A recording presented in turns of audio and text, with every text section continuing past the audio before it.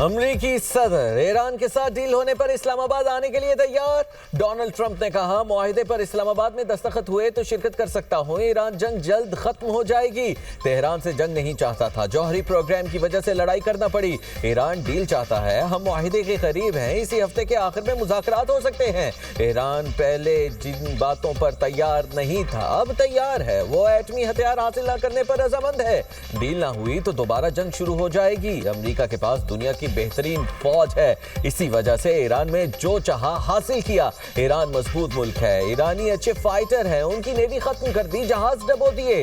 پاکستان نے مذاکرات کے لیے شاندار کردار ادا کیا، وزیر اعظم اور فیلڈ مارشل زبردست شخصیات ہیں۔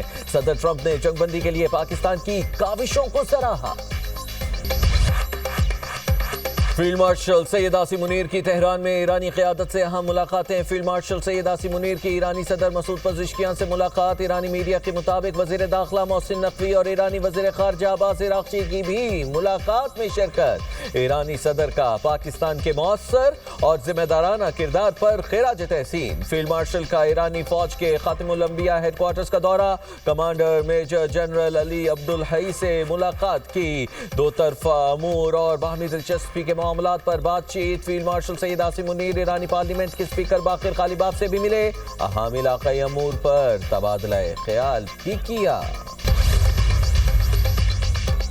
خطے میں قیام امن کا مشن، وزیر اعظم شہباز شریف ترکی میں موجود۔ وزیر اعظم شہباز شریف سے ترک وزیر خارجہ حاقان فیدان کی ملاقات۔ دو طرفہ امور اور خطے کی صورتحال پر بات چیت۔ وزیر اعظم آج 5ویں انطالیہ ڈپلومیسی فورم میں شرکت کریں گے۔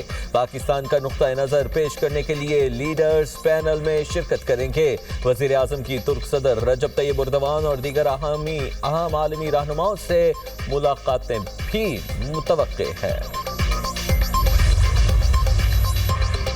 اسرائیل اور لبنان کے درمیان 10 روزہ جنگ بندی کا آغاز۔ لبنانی صدر اور اسرائیلی وزیر اعظم امن قائم کرنے پر متفق ہو گئے۔ دونوں کو مذاکرات کے لیے واشنگٹن آنے کی دعوت دے دی۔ کوئی ہلاکتیں نہیں ہوں گی۔ امریکی صدر ڈونلڈ ٹرمپ نے جنگ بندی کا اعلان کیا، کہا آخر کار امن ہونا چاہیے، امید ہے حزب اللہ اہم وقت پر ذمہ داری کا مظاہرہ کرے گی۔ جنگ بندی کی خوشی میں بیروت میں ہوائی فائرنگ اور آتش بازی۔ اسرائیل کا جنوبی لیبنان سے فوج واپس نہ بلانے کا اعلان۔ لبنانی صدر کا سیز فائر کی کوششوں پر صدر ٹرمپ سے اظہار تشکر۔ لبنان اسلحہ صرف ریاست تک محدود رکھے گا۔ لبنانی صدر نے برطانیہ کو یقین دہانی قرار دی۔ برطانیہ کا بے گھر شہریوں کی بحالی کا عزم، لبنان کو 2.5 کروڑ پاؤنڈ امداد دینے کا وعدہ۔ صدر مملکت آصف علی زرداری اور وزیر اعظم شہباز شریف کا لبنان میں جنگ بندی کے اعلان کا خیر مقدم۔ لبنان کی خود مختاری اور علاقائی سالمیت کی غیر متزلزل حمایت کا اعادہ۔ صدر زرداری نے کہا جنگ بندی خطے میں امن کی جانب اہم پیش رفت ہے۔ وزیر اعظم کا جنگ بندی کرانے پر امریکی صدر کو خراج تحسین۔ شہباز شریف نے ایکس پر لکھا لبنان کی خود مختاری کی حمایت جاری رکھیں گے، امید ہے لبنان میں جنگ بندی پائیدار امن کی راہ ہموار کرے گی۔ اقوام متحدہ کا بھی اسرائیل لبنان جنگ بندی کا خیر مقدم۔ سیکرٹری جنرل انتونیو گوتریس کا کہنا ہے جنگ بندی طویل المدتی حل کے لیے مذاکرات کی راہ ہموار کر سکتی ہے۔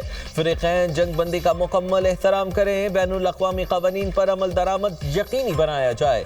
شام کا بھی جنگ بندی کا خیر مقدم۔ شامی وزارت خارجہ کا کہنا ہے کہ اقدام خطے میں کشیدگی کم کرنے میں مددگار ثابت ہوگا۔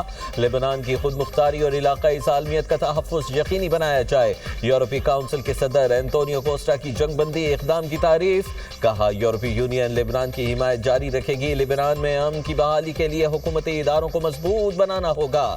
یورپین کمیشن کی نائب صدر کایا کلاس نے جنگ بندی کو خطے میں استحکام کے لیے اہم قدم قرار دے دیا، کہا جنگ بندی فوری طور پر انسانی امداد کی راہ ہموار کرے گی۔ فرانسیسی صدر ایمانوئل میکرون کا بھی اسرائیل لبنان جنگ بندی کا خیر مقدم۔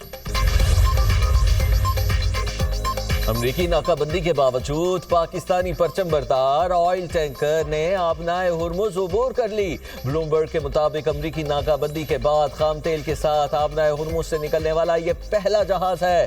شالامار نامی پاکستانی پرچم بردار جہاز ہفتے کے آخر میں خلیج فارس میں داخل ہوا تھا۔ جہاز نے یو اے ای کے داس جزیرے سے تقریباً 4,50,000 بیرل خام تیل لوڈ کیا تھا۔ ٹینکر ایران کے لاراک جزیرے کے قریب سے گزرتا ہوا خلیج عمان میں داخل ہوا۔ رپورٹ کے مطابق آئل ٹینکر کراچی کی جانب گامزن ہے۔ امریکی وزیر خارجہ مارکو روبیو اور برطانوی وزیر خارجہ ایویٹ کوپر کا ٹیلی فونک رابطہ۔ امریکی دفتر خارجہ کے مطابق دونوں رہنماؤں نے ایران کے ساتھ جنگ بندی کے آئندہ مراحل پر بات چیت کی۔ آبنائے ہرمز میں جہاز رانی کی آزادی بحال کرنے پر زور۔ دونوں ممالک نے توانائی کی ترسیل کو یقینی بنانے کی ضرورت پر اتفاق کیا۔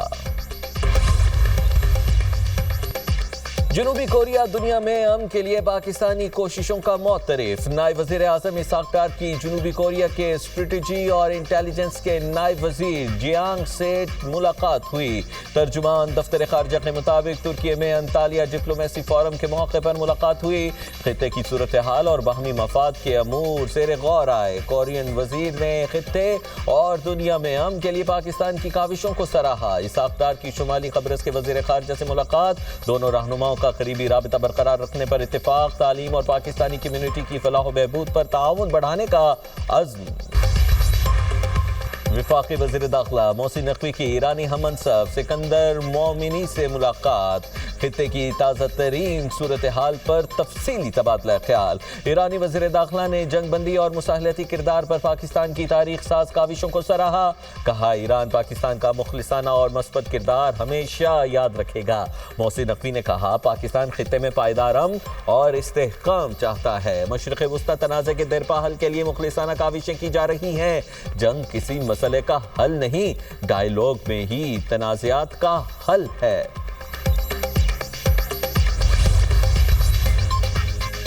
ایران کو معاہدہ نہ کرنے پر حملوں کی دھمکی۔ امریکی وزیر جنگ پیٹ ہگسٹ نے کہا اگر ایران نے معاہدہ نہ کیا تو پہلے سے زیادہ طاقت کے ساتھ حملہ کریں گے۔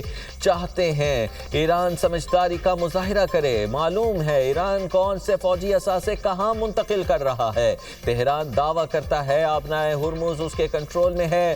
تجارتی جہازوں پر حملے کی دھمکی آبنائے ہرمز پر کنٹرول نہیں، قذاقی ہے۔ امریکی joint chiefs of staff general Dan Caine نے کہا کہ ناکابندی کا اطلاق تمام جہازوں پر ہوگا۔ ایرانی بندرگاہوں کی طرف آنے اور جانے والے جہازوں کی نگرانی کر رہے ہیں۔ اگر کوئی ناکہ بندی کی تعمیل نہیں کرتا تو ہم طاقت کا استعمال کریں گے۔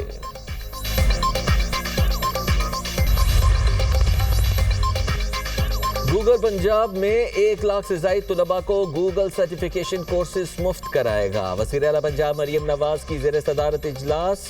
پنجاب میں کالجز ایجوکیشن کے اسٹینڈرڈائزیشن کا فیصلہ۔ کالج طلباء کے لیے الیکٹرو بس فیسلٹی کی منظوری بھی دے دی گئی۔ وزیر اعلیٰ پنجاب کا ہونہار اسکالرشپ کے لیے تمام اہل طلباء کو وظیفہ دینے کا حکم۔